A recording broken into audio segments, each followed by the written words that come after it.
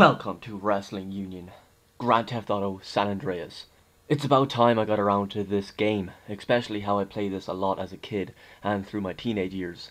This game is a little over 10 years old now. It's weird though, I still do not remember when I first played this game, but how I heard about it is easy to remember.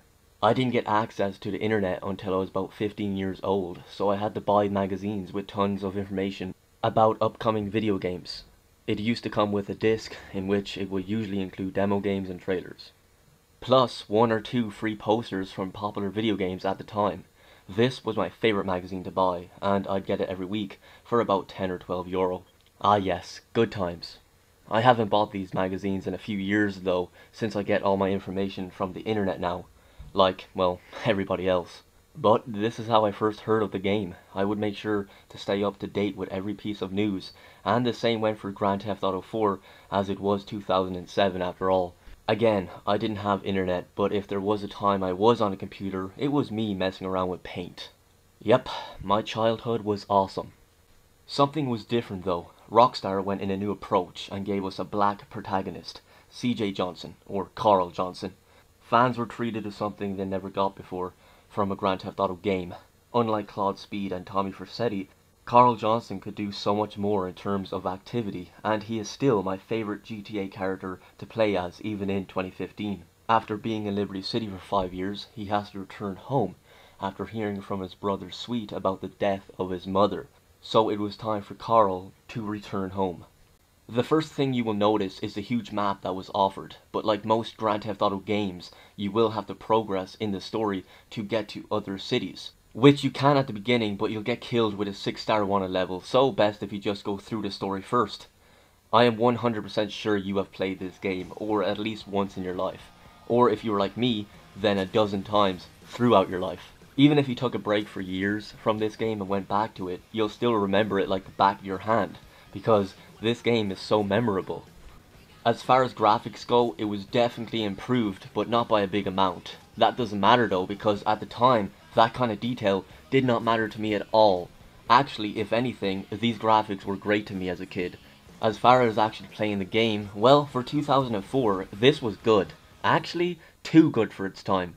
The huge map, tons of activities, clothing, vehicles, hair growing back in a barber shop really quickly, and much more. People were not exactly used to games like this.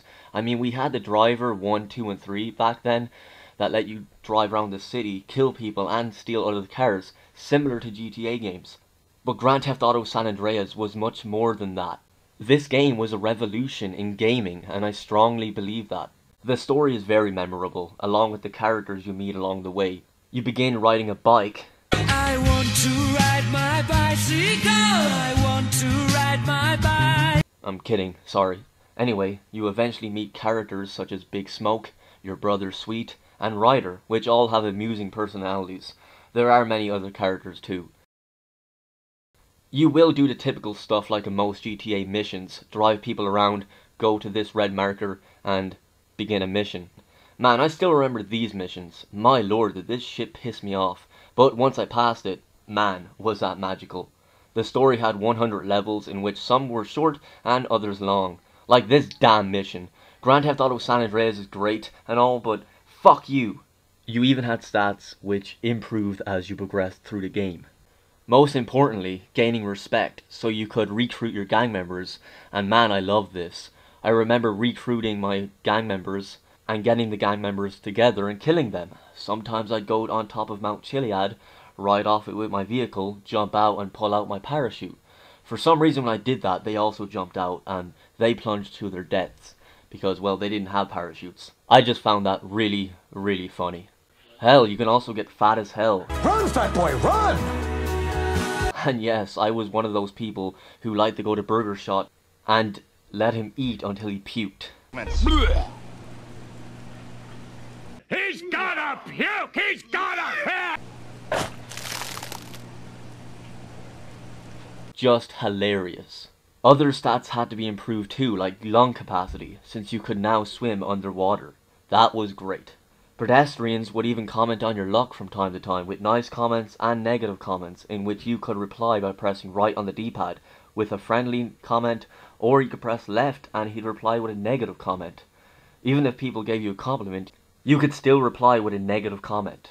The map was the biggest map a GTA game had at the time, including small towns, countryside, cities, and a parody of Las Vegas, which was Lost from Tourists.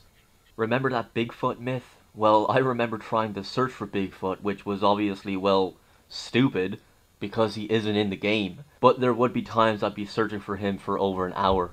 At least I passed the time, I guess. Yes, I was an idiot. You know, I don't need to explain how great this game is. And yeah, it does have its flaws, but come on. This is a PS2 game from 2004. The game was ahead of its time. I mean, look at Wikipedia. It has sold 27.5 million copies since its release. Just in case you didn't know, that is impressive. I think it's a crime to badmouth this game. I mean, how can you? Well, that's if you're not this asshole. Anywho, I'm going to wrap up this review. I hope you enjoyed this trip down memory lane. But I'm out of here. I shall see you next time, but for now, please, take care!